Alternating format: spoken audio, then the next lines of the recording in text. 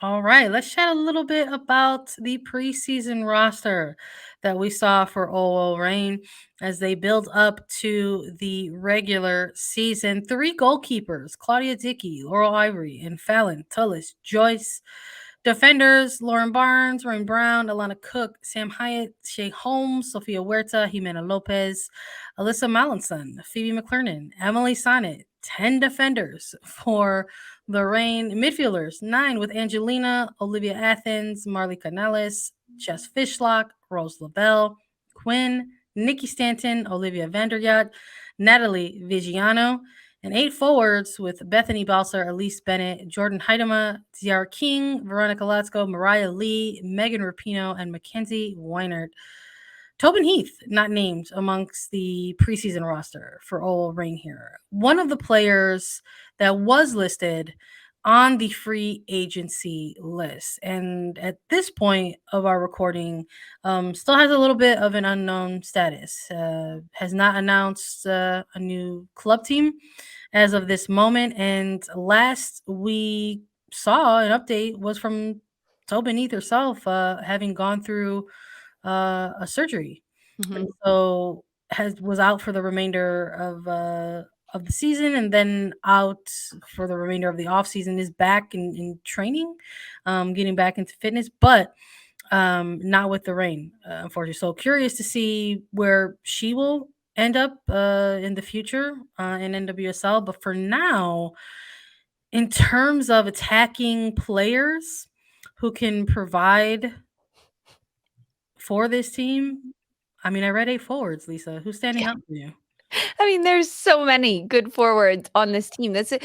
OL Reign is one of these teams similar to a Portland Thorns that hasn't changed that much, and they're still a powerhouse when I look at it. But of those 8 forwards, I mean, Megan Rapinoe on this list that we saw last year came in and just would notch goal, would notch assist, just consecutive games, especially towards the end of the season.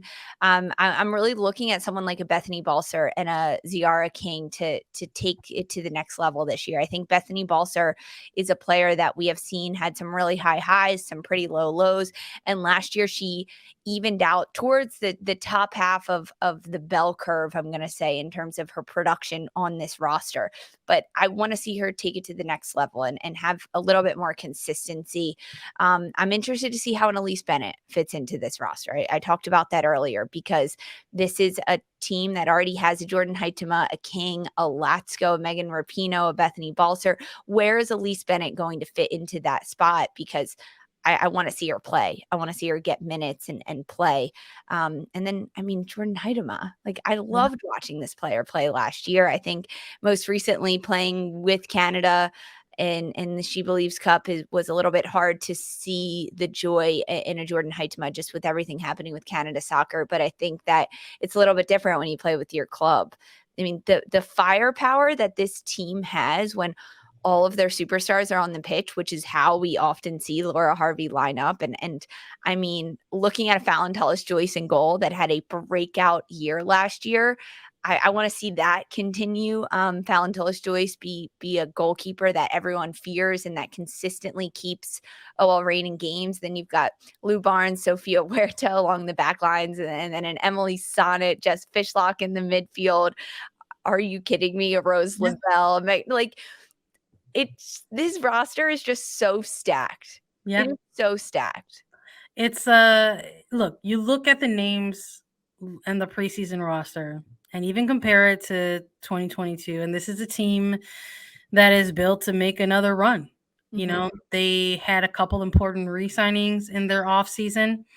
So while maybe there weren't a ton of, blockbuster like free agency signings, they took care of business essentially with some of their veteran players. The re-signings of Lauren Barnes and Megan Rapinoe maybe weren't groundbreaking, earth-shattering, Right. shocking moves for this franchise, but they were still important ones. There's a number of players on this team, with Laura Harvey, that are still trying to chase that elusive championship. So I think you've got a quartet in Harvey, in Fishlock, in Rapino, in Barnes. Mhm. who are trying to make each other champions, in NWSL essentially. So yeah, so like I said, like while it might not be like, high, headline, stealing type of signings, they were important signings, I think, in terms of those players and what they have meant to the franchise. Um, I like the trades, to have someone like an Elise Bennett. To get somebody like an Emily Sonic did surprise me a little bit, Yeah. because at this point, like we rattled off the position, so you listing 10 defenders for your preseason, and I think you can go through those 10 defenders and know 4 starters at least automatically, like who we might see on opening day, whether that's a Sofia Huerta, or an Alana Cook, So many. and now Yeah. you're adding an Emily Sonnet, into that mix. Is she gonna start along someone like a Lou Barnes, or how's that gonna look? Or is she No. gonna start along someone like Alana Cook? Like, where are we gonna see Emily Fox for this back line, or excuse me, Emily Fox, Emily Sonnet, Yeah. along this back line for Laura Harvey? Are we gonna see her in an outside back position? Because we've seen for the national team matches in 2023 at this point, she's made her return there. And we've seen her feature in multiple areas, whether it's been an outside back or in a center back position. So I'm curious as to how that backline's going to look come opening day. And I'm also equally curious about the midfield as well, because it's just Yeah. because I like the pieces that are in this midfield. It's almost like you go line by line and you can find some example of champagne problems in every single line.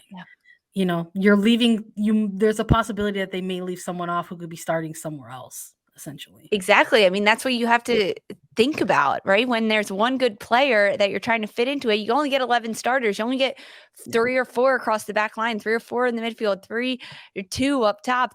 You have to have a little bit of give and take. And I think, I mean, it's hard for Laura Yeah. Harvey to do when she looks at this roster. It is. Yeah, it's tough, being a player's coach when you gotta make those kinds of Yeah. decisions. In terms of the personnel on this roster, who's a young prospect and experienced veteran, that we can look to for this team? So, who's gonna be that young prospect to get in here, get involved, force Laura Harvey to start them, and who is the experienced veteran that we think this team, might lean on a little bit? Again, we've been talking a lot about this as an international cycle, players who will be absent, who is someone that the team will likely look to for leadership. Young prospect, I think we're going to go with Elise Bennett in this Yeah. one. Got acquired out of Kansas City Current, going to enter a sophomore season. Had some really good performances with the Current over the course of Challenge Cup, and then really kind of became this off the bench option for Kansas City when they were maybe going through such as a time in a lull or kind of looking stagnant. This was someone that they could bring in and kind of mix things up immediately. Yeah. She's relentless. I love her work rate. I really am hopeful that she can continue her development, with Laura Harvey and Owl Rain. But there's some question marks around that for me, because we're talking again line by line. Who is going to get that time in these starting 11s under Laura Harvey? I'm not too sure, but I hope it's somebody like Elise Bennett. I don't think it's gonna be given to an Yeah. Elise Bennett. I don't think that what she did last year at Kansas City, playing in 21 of the 22 games, 3 goals, 2 assists on the year for KC. She came in as her role was a super sub. She would come in, provide a spark, the Mhm. immediate counter press and the ability to score goals. What she did in 2022, as a runner up with Kansas City is not going to get her playing time with Laura Harvey and OL Reign. Even though it might work like that in other clubs and other leagues and other situations, that's just not how it works. So Elise Bennett is going to have to come into OL Reign throughout preseason, throughout their training every day and prove herself, prove why she deserves to start. And Sandra, as we just talked about, this OL Reign roster is stacked across the front line, right? We're just looking at those 7 other forwards that you've got: a Bethany Balser, a Megan Rapinoe, a Jordan Heitema, Ziara King, Veronica Latsko, where is Elise Bennett going to fit in and who is she going to kick out? And that's something that I want to see from Elise Bennett this year, because I believe she has the confidence in herself as a player to get significant minutes. No, I don't foresee Elise Bennett being a starter on this OL Reign roster. I don't. She wasn't really a starter with Kansas City. Right. She was a super sub off the bench. We're not saying she's going to be the starter and score all the Right. goals. We're We just want to see like a next step. That's all. we want to see a next step from this player. And I think that next step could be proving herself to get some minutes at the start of the season. Can she come in the final 10 minutes of a game? Can she provide that spark for a team? And then can she build that up to be the last 15 minutes, a 60-minute substitute, a 45-minute substitute for this team towards the end of the season as it builds? And I think we'll see the most time from her during a Challenge Cup when there are some holes missing. But I think a player like Elise Bennett is going to have to really trying to be a sponge in this environment with Laura Harvey, with all of the veterans that are on this roster that she can learn from. I mean, imagine you're a young player that now gets to go learn from a Jess Fishlock, a Megan Rapinoe, a Rose Lavelle. Jess Fishlock is one that's going to have to step up as an experienced veteran, not going to the World Cup this year with Wales, not playing internationally. Jess Fishlock is going to be the one to drive this team to the top of the standings and then throughout this regular season.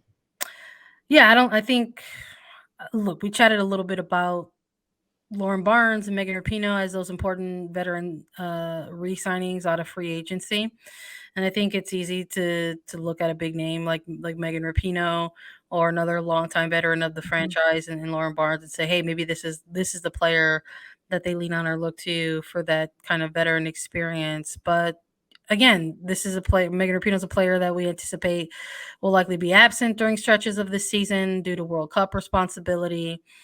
And I think it's good to go with Jess Fishlock because this is a player I think that has often found herself in a little bit of a leadership role with the team during stretches of time throughout the history of the franchise. I mean, she's a 2021 MVP. And this is absolutely someone that some of the younger players or even sophomore players or third year players are likely to look to in terms of professionalism and work rate on and off the pitch. So I think that's going to the spotlight might be a little bigger on her in a World Cup year because the Reign are likely to miss so many players during the World Cup. We've been chatting all about it. Players who might be absent for their club for extended periods of time. And OL Reign are one of the teams that will probably miss 5 or more players to the World Cup. No final rosters just yet, but here are a slew of names for you to be on the watch. Alana Cook, Sophia Huerta, Emily Sonnet, Rose Lavelle, Megan Rapinoe, all representing United States women's national team. But you've also got Jordan Huitema and Quinn representing Canada's national team. So again, anywhere from possibly 4 to 5 through 7 possible players that Massive. might be absent. And look, we don't even know. We're not too sure of the status for somebody like Angelina. Unfortunately, she suffered a season-ending injury, but prior to suffering that injury, was getting call-ups with the Brazilian national team. Curious about where somebody like their recent signing Lueni will Yeah. have final standing with Brazil's national team as well. Who's going to be on that final roster for Brazil? So there's some question marks there as well. There's an opportunity here for a lot of players. 5 to 7 to 9 Yeah. players potentially being absent for a good chunk of the summer. And yes, the way that the scheduling worked out, the most of the Challenge Cup games will be played during the World Cup window that is July 20th to August 20th. But man, these are some big names. Starters for club, starters for country, right? So big influential players. Yes, the Emily Sonnet getting traded from Washington to OL Reign, but it's a tough, top-notch group to be kind of in contention and in consideration with. I mean, there's a lot. 5 United States players that are potentially going to Australia and New Zealand for the World Cup. I mean, there's a lot of international players, a lot of holes that Laura Harvey has to try to fill at the start of the season, right? Like that's how you build these players up that are younger and maybe not going to get all those minutes. we don't traditionally see that with Laura Harvey. We don't. We see the Stars play, the first team play for the majority of it until they're unavailable. But I think it all kind of has to come down to the goal for this season for this team, Yeah. which kind of coincides with our biggest Yeah. burning question, because you and I aren't sitting in those OL Reign locker rooms right now. We're not at preseason in Seattle with this team, but we know that everything on their mind is, can we win an NWSL championship? I say it every year. I say, yeah, they can. OL Reign was my team to Yeah, pick for the they championship. can do it. They just choke every year. What's happening? Look, It's a it's tough. brain fart at the end of the season every single year for this team. It's also just I think it's also just the grind that it takes to run a table in Yeah, general, but to run the table in NWSL is very, very difficult. Um, I mean, this is a league that has been home to several international players since its foundation. And we hear all the time. There's always that chatter about what's the best league in the world and all that. And every single league in the world is going to try to claim that to fame. But when it comes to asking that question of which is the most competitive, very rarely do you find a lot of debate around NWSL. That yep, it is very difficult to run the table and win the Shield. And the Reign have done that 3 times, and they've done that under Laura Harvey. But this is America, man. We love championships. We love home yeah. runs, touchdowns, and who wants to see some dingers? It's a playoff format. It's a championship run. It's the biggest event that closes out and marks the end of a regular season, and it is a title that this franchise is still chasing. So, will this be the year in 2023? I'll say it again. I'll say, yeah, it can be. Can this be the year? If that's the question. If the question is, can they finally win an NWSL championship? Yes, I'll just say yes because I've said it in other years prior, and I feel similarly this year that they could have enough pieces here and go on a long run Yeah. and make their return to the postseason and try to contend for a championship. Now, whether they get it done or not is going to be on On them. paper, in theory, yes, they can do it, but, it comes down to between the ears for this team. Yeah. It does. It really does come down to it, and being able to focus on those final Yeah. stretches We've at got them as contenders. Yeah, we do. Yeah, we've got them as contenders. That's our projected finish for this team in 2023. Whether it ends in a championship or a shield or a challenge cup is going to, obviously depend on the team and the staff. But in terms of their finish, we absolutely have them as one of the top 3 teams in 2023. And of course, we'll be here through it all, I through the mean, regular season to take a look and see if that comes true. top 3 teams now that we've run through most of the previews at this point, it's Portland Thorns, OL Reign, Kansas City Current. Boom. They're our top 3 contenders for 2023. We'll see if OL Reign can do it. Win Stay that tuned. win that Stay tuned. championship finally. And listen, I'd And the love to see drought. it. I'd love to see it. I'd love to chat about it. I'd love to talk about it all here on Attacking Third with you, Lisa.